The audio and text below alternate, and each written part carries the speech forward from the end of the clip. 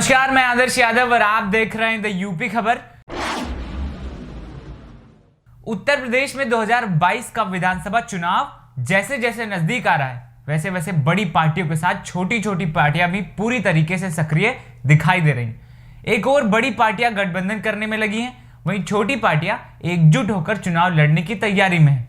इसी क्रम में सोमवार को लखनऊ के प्रेस क्लब में ऐसी ही 12 दलों ने एक होकर चुनाव लड़ने की तैयारी करने की बात कही है। प्रेस क्लब में प्रेस वार्ता के दौरान स्वाभिमान पार्टी के राष्ट्रीय अध्यक्ष वीरेंद्र पांडे ने कहा कि भारत परस्त और अमीर परस्त राजनीति केंद्र द्वारा प्रदेश की सरकार चला रही है। प्रधानमंत्री के करीबी अडानी की संपत्ति में 482% का इजाफा, अंबानी की संपत्ति में 392% का इजाफा हुआ है। ऐसे में प्रदेश में गरीब और गरीब होता चला जा रहा है और अमीर होता चला जा रहा है। इसलिए वैकल्पिक राजनीति के लिए ऐसी राजनीतिक पार्टियों को हराकर हम देश में नई विचारधारा पैदा करने का प्रयास करेंगे। हम लोगों का अनुभव अभी तक का ये है कि 1952 से इस देश में चुनाव हो रहे हैं और 3 धाराएं राजनीति की इस देश में चलती हैं। एक विदेश परस्त, गरीब परस्त, जिसमें आमतौर पर कम्युनिस्ट पार्टियां होती हैं। दूसरा विदेश परस्त, अमीर परस्त, जिसमें आप कांग्रेस जैसी पार्टियों को रख सकते हैं जिनके मस्तिष्क में विदेश है और अमीरों के पक्ष में काम करती हैं।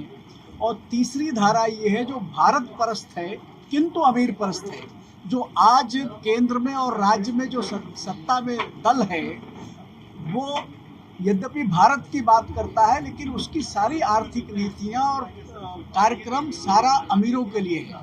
तो ये 3 प्रकार की धाराएं चल रही हैं जिसके कारण इस देश की दुर्दशा हो रखी है। इसलिए हमने एक कोशिश की है कि ऐसी राजनीति इस देश में चलाई जाए जो भारत परस्त हो और गरीब परस्त हो। आप देख रहे होंगे कि 1990 के बाद जिस प्रकार की आर्थिक नीतियां और सारे दुनिया के साथ देश को जोड़ने की कोशिश हुई, उसके कारण विषमता बढ़ी है। अमीर, जैसा अभी अनूप वर्मा जी ने कहा कि दुनिया का 5वां अमीर आदमी भारत का है, लेकिन भूख के इंडेक्स में, भूख के संकेतक में 117 देशों की स्थिति में हमारी स्थिति 101वें नंबर की है। मतलब बांग्लादेश में, नेपाल में और पाकिस्तान में भी भूखे लोग हमसे कम हैं। तो इस राजनीति का परिणाम ये हो रहा है कि विषमता बहुत तेजी से बढ़ रही है। इसके अलावा जो हमारी और चिंता है, हम राजनीति का विकल्प देने के लिए नहीं आए।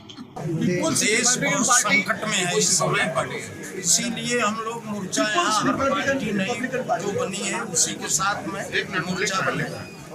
हम मोर्चा बनाकर पूरे देश में जो ये राजनीतिक कार्यविधि चल रही है, केंद्र से लेकर प्रदेश तक जो स्थिति इतनी खराब हो गई है, गुलाबी के लोगों को, नौजवान को नौकरी मिल रही है, रोजगार मिल रहा है, सारी सरकारी जो भी चीज कंपनियां किसी भारत सरकार दे रही है। और सब भाजपा के लोग जितने भी हैं ईमानदारी की बात कर रहे हैं, सपा भी सरकार है ईमानदारी की बात की, और बसपा भी जितनी सरकार है सब 5 नाथ है और रामराज बहुत पुरानी पार्टी है। जितनी नई पार्टी हमारे साथ है, अखिल भारतीय रामराज परिषद अगुवाई करेगी। ये 52 की पार्टी है, सम्राट स्वामी कटपत्री की पार्टी नहीं है। जब कांग्रेस दोनों पार्टी थी, और बाद में अटल जी मेरे साथ थे, जनसंघ में थे, अकेले जीत के गए थे।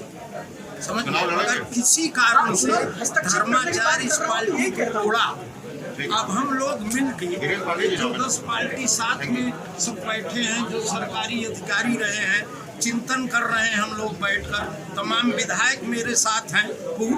तो देश की स्थिति बहुत बिगड़ चुकी है। हमारे पांडे जी जो अभी बताया कि गरीब और इनका कोई क्षमता भारत में नहीं रह गई है।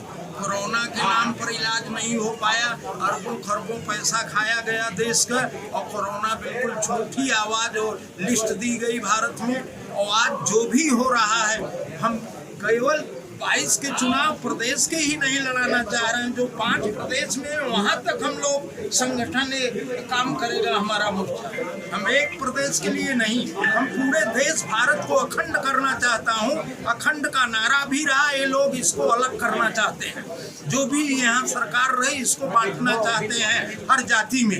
देश भारत जो है हिंदुओं का देश नहीं है, बिल्कुल शेर बकरी जहाँ एक घाट पानी पिया तब देश में राम राज आएगा। मोदी हमारे एजेंडा को रामराज बताते हैं।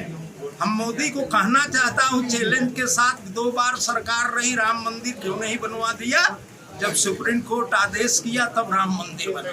उसमें किसी का भूमिका नहीं है। जो घूम घूम भाजपा वाले कह रहे हैं कि मैंने राम मंदिर बना दिया, ये कर दिया, वो कर दिया, सब ये झूठी अफवाह है।